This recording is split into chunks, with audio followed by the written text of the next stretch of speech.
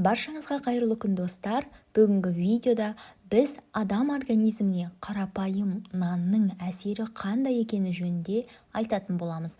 Сондықтан видеоны соңына дейін көріп, қызықты ақпараттарды жіберіп алмаңыз. Бір бөлке қара нанның ақ нанға қарағанда пайдалы екені рас па? Ал нанды етпен жеуге болмайды дегенге сенуге болады ма? Және глютеннен қорқуымыз керек пе?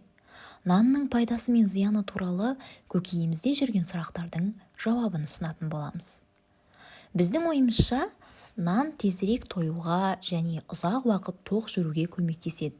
Сондықтан одан бас тартпау керек. Шындығында, егер артық салмағыңыз болса және оның ұлғайғанын қаламасаңыз, нанға шектеу қойған жөн. Нан айтарлықтай құнарлы тағам. Бастысы оны жұмсақ сұрыпты ұннан жасайды. Өз кезегінде ол жылдам глюкозаға айналады. Нанның гликемиялық индексі жоғары, сондықтан қандағы қант мөлшерінің артуына, артық салмақ қосуға және бауырда май жиналуына ықпал етеді. Демек, нан жеуге болмай ма? Семіздіктен жардап шегетіндерге бас тартқан жөн. Ал өзгелеріне нанның негізгі тағамды толықтырушы деп қабылдағанымен, негізгі асқа қарағанда нанның құрамында калория мен жеңіл көмірсулар көбірек екенін естен шығармаған жөн.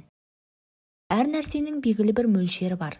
Бір тілім нанның салдарынан калорияның тәуліктік нормадан аздап асуы айлар мен жылдардан кейін артық салмаққа алып келіп, екінші дәрежелі қант диабетіне шалдығу қатерін арттырады. Біздің ойымызша, ақ нанға қарағанда қара нан пайдалырақ. Шындығында, екі нанның құрамы, көмірсулардың мөлшері мен құнарлылығы бойынша бір-бірінен айырмашылығы аз. Қант диабетіне шалдыққанда ақ нанды қара түрінен алмастыруға болады деген сөздер аңыз болып табылады.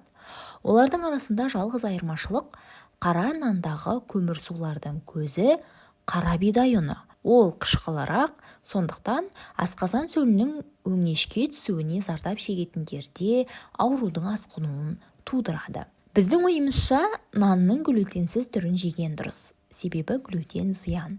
Шындығында, глютенсіз нан бұл күріш немесе жүгері ұнынан жасалған нан. Жүгері ұнынан жасалған жұқа нан әлемдегі көптеген халықтардың асханасының ажырамас бір бөлшегі. Олар өте дәмді. Алайда медицина тұрғысынан қарағанда оның кәдімгі ақ немесе қара наннан айырмашылығы жоқ. Бір ғана айырмашылығы олардың құрамында глютен, яғни кей адамдарда ішектің қабынуын тудыратын ақуыз жоқ. Біздің ойымызша, ашытқа қосылған нан газ түзілуін тудырады. Сондықтан оны жемеген дұрыс.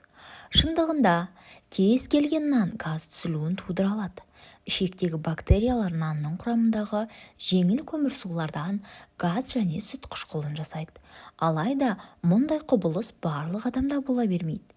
Тек аш ішекте бактериялардың көбею синдромы кезінде ғана кездеседі. Өз кезегінде, ол қант диабеті, семіздік және құрамында көмірсулар көп тағамдарды шектен тыс мөлшерде жеумен қатар жүреді. Бұл процеске ашытқының қатысы жоқ.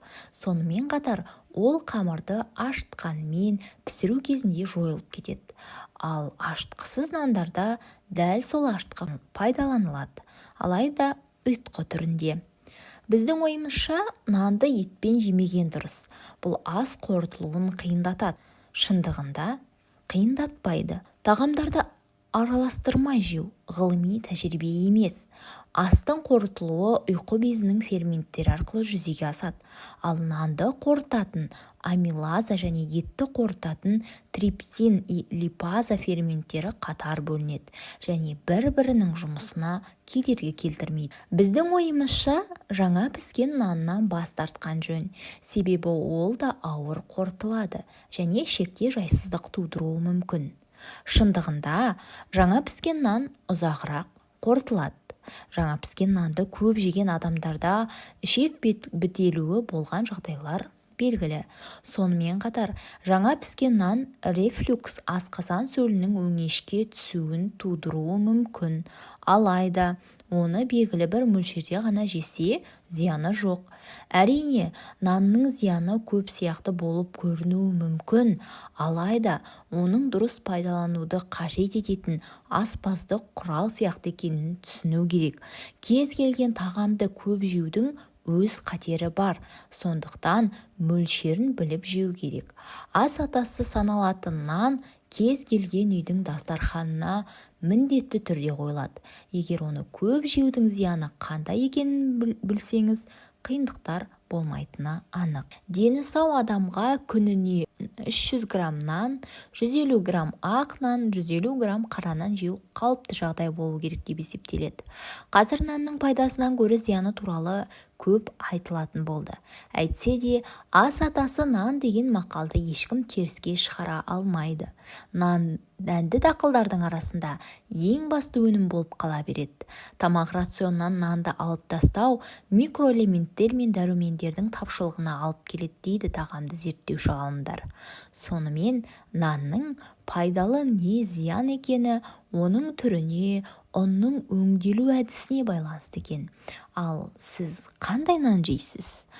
Өзіңіздің пікіріңізбен бөлісіп, комментарийда жаза кетіңіз. Сіздермен болған Кәмшат. Егер видео ұнаса, лайк басып, комментарий жазып, осы видеомен пайдалы болады деген адамдармен бөлісе кетіңіз.